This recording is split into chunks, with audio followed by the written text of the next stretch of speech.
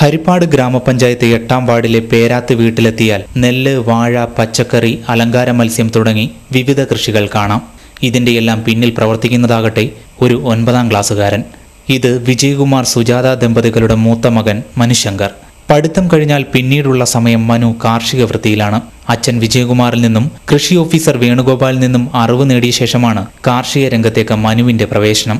വീടിന്റെ പരിസരത്തുള്ള ഏകദേശം 50 സെന്റ് തരിശുനിലം കൃഷിയോഗ്യമാക്കി ഒരു നെൽക്കണ്ടമാണ് മനു ഒരുക്കിയിരിക്കുന്നത്. കൃഷിഭവനിൽ നിന്നും സൗജന്യമായി ലഭിച്ച കാഞ്ചന നെൽവിത്താണ് കൃഷിക്കായി ഉപയോഗിച്ചിരിക്കുന്നത്. നെൽകൃഷി കൂടാതെ വഴുതന, തക്കാളി, മുളക് തുടങ്ങിയ കൃഷിയും മനുവിന്റെ മേൽനോട്ടത്തിലുണ്ട്. അലങ്കാര മത്സ്യം വളർത്തലും മനുവിന്റെ കൃഷിയിൽപ്പെടുന്നു.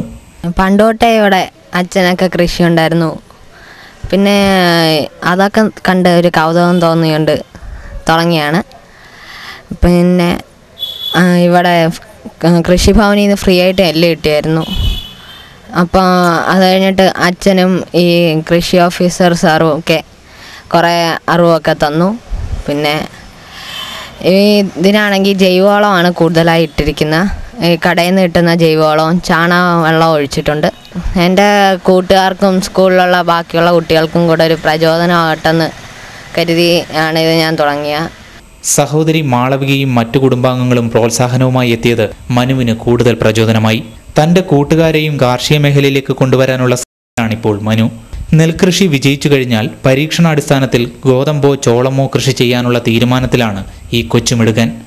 ക്യാമറമാൻ വിജിത്തിനോടൊപ്പം രാജീവ് കുമാർ, ACV ന്യൂസ്, ഹരിപ്പാട്.